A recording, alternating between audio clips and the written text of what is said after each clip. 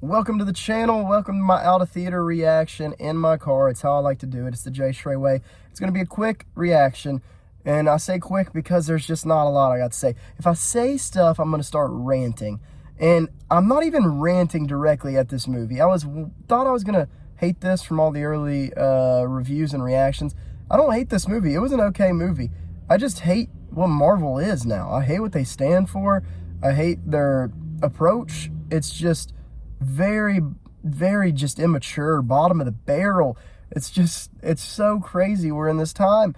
They had this huge article get released about them last week from Variety, like this hit piece, going over this whole saga the past 3 years, pretty much since COVID, of all their failures and bad luck and mishaps, all their actors getting in fights and breaking the law, doing these things, all the movies having behind-the-scenes drama. They needed that. They needed smacked in the face, but I think it helped this movie. I think the only people I know talking about this are people that are just perplexed by the downfall of Marvel. And they're just like, what's going to happen? How bad is it? That's like the only way I know anybody in my personal life that will see this movie. And it's crazy because 5 years ago, everybody I knew, I had my movie friends, and then I had friends at work, people I didn't really know that well, that would just ask me questions about Marvel. Oh, did you see this new one? It was just like a ritual. It was wholesome, awesome entertainment, and then it started taking some crazy steps in this when it got to Thanos. And now, man, it's just like every other story is, what are we doing? Why are we here? Why are we having another side mission? Thor: Love and Thunder, side mission. Wakanda Forever, which I didn't hate, good movie, side mission. And phase one, that was a critique, and they kind of like they had to work around it. Like, why isn't all the heroes here to help in this one thing? But that was limited to cities. Now we have fucking holes in time space, and no heroes are reacting other than the one on the title. I don't get it. It's really frustrating. I mean, they're all doing it now. And this one, I mean, the final trailer they released on Monday Night Football, don't miss the big event. Could I have somebody explain to me what the big event was? I mean, there's a few things that happened in the movie, but like I said, it happens in this movie. It'll never be brought up again. Maybe in a throwaway line in 3 years. And that's what I'm fed up about. It's just like these crazy things keep happening, and they don't ripple into the next one. And then you also have your artifact. Marvel always has an artifact. This one, the villain wants these bangles. The bangles from Miss Marvel, which I did not like that show, and I don't know a lot of people that saw it, but I know people liked Miss Marvel. And yeah, they had the bangles in that show. But that's the thing, not a lot of people that keep up with Disney Plus are going to know about this artifact, you know? And with their artifacts, they used to be the Infinity Stones that crossed over in all the movies that they were trying to get after, but it fit and flowed together because everybody was kind of needing them, and they all, like, worked. We have a bunch of artifacts now. Moon Knight had that scarab or something. The Eternals, I think they had something.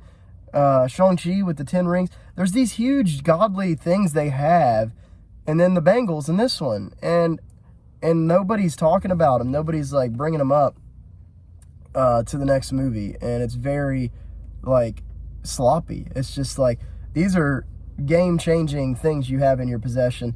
And then Darbin, whatever this damn villain, Darbin finds out about the artifact, and that's the opening. We get our opening prologue with the villain forced into our movie. We never heard about him. Never will see him again. You'll never remember him. You don't care.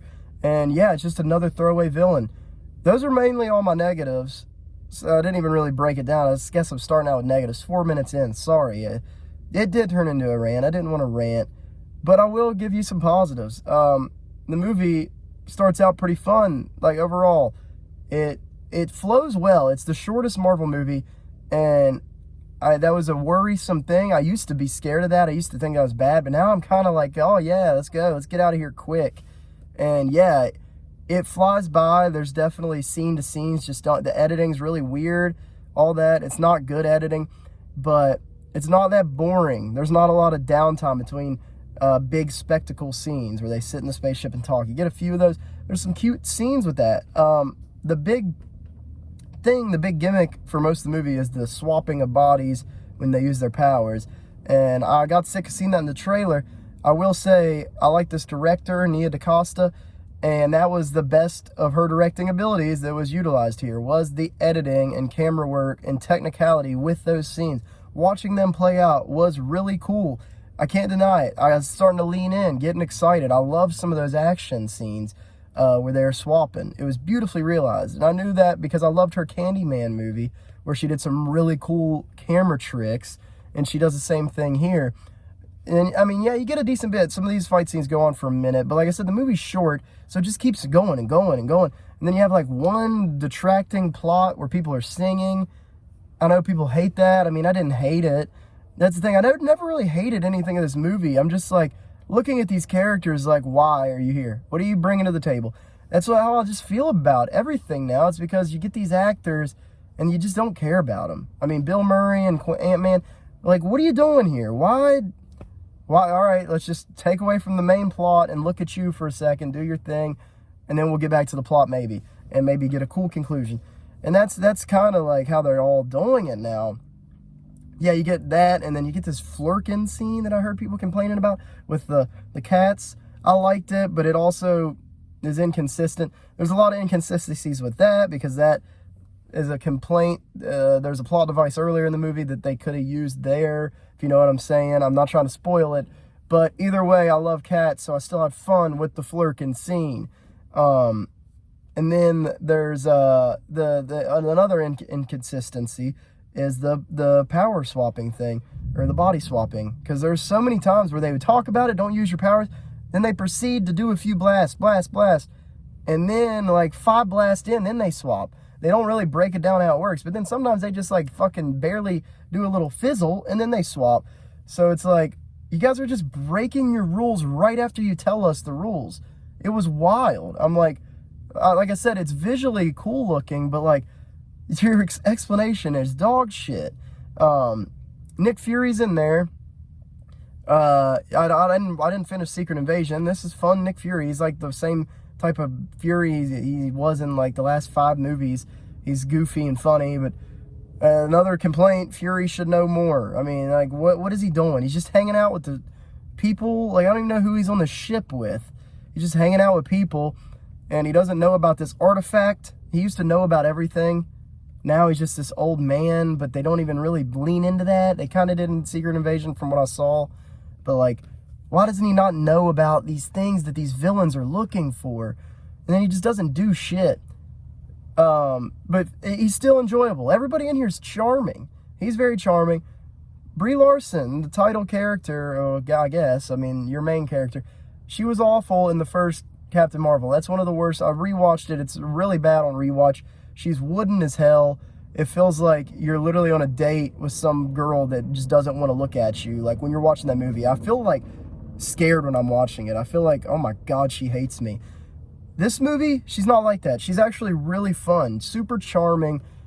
They give her a little bit of dramatic heft with guilt and stuff. But at the same time, she's just been so, like, sidelined and hurt by the writers. Like, we don't know anything about Carol. We don't know her. We know how she got her power from that dumb explosion. That's it. And then she showed up on Endgame. We don't know what she did before she showed up to fight Thanos or after. This movie doesn't really fill it in. They kind of give you something, but it's not enough. I'm like, really? Like, why are we getting a movie about her life? Like, what she's doing and dealing with? It's like a team-up movie, but it's not. Because, I mean, you get Miss Marvel, and I was saving her. She really carries the movie. She fucking carries. Iman Vellani, I think is how you say the actress's name. Delightful presence. I mean, I did not like that show at all. I was in and out when it would be on. I couldn't really even stay invested. But, wow, I heard her in the earlier review. She was the best thing. I was like, yeah, people are probably just saying that. She actually is. She really is the best thing. She brings such a breath, fresh air. The movie's not that dull or boring or anything tonally. Like I said, Bree's being pretty fun. Sam Jackson's being pretty fun. But she's just like, I feel like she's heightening all those actors. And that she definitely is the best part. And I do want to see more of her. From what I heard they're doing with some stuff with youngsters, I don't want to say much more. I just hate that idea. I don't think it'll ever work, especially where Marvel's at now. But I'm excited to see more of her story. I want to see her team up with anybody. I like Miss Marvel. I'm definitely on board with her. And then I liked Monica Rambeau, but at the same time, her story's so sloppy. Like, what was she doing in WandaVision? Just flopping around in all these projects. But I love Tiana Paris. I could look at her all day. She's amazing. And she's definitely, like, given the least to do here. They give her, like, some little personal conflict, and there's some friction, but it's just not breathed through enough. Like, they breeze through it, you know? You can't live with it. You're just like, okay, there we go. I don't know. I just don't feel like she's, like, a big, like, sell. Like, that character's just not, like, there's not enough there where it's just like, you got this one thing. You had a mom that knew Captain Marvel. That's it. And that's still it, really. So, yeah, a lot of this... Sorry, I'm getting blinded. But, a lot of this movie is what you expect. I would say it's fun. I mean, it's just... Literally, I'm talking, but the only way I could really talk and review it is if I ranted. I couldn't really push myself to say much. Because this movie just... It doesn't leave you feeling upset, but it doesn't leave you feeling too excited for the future. You're just like...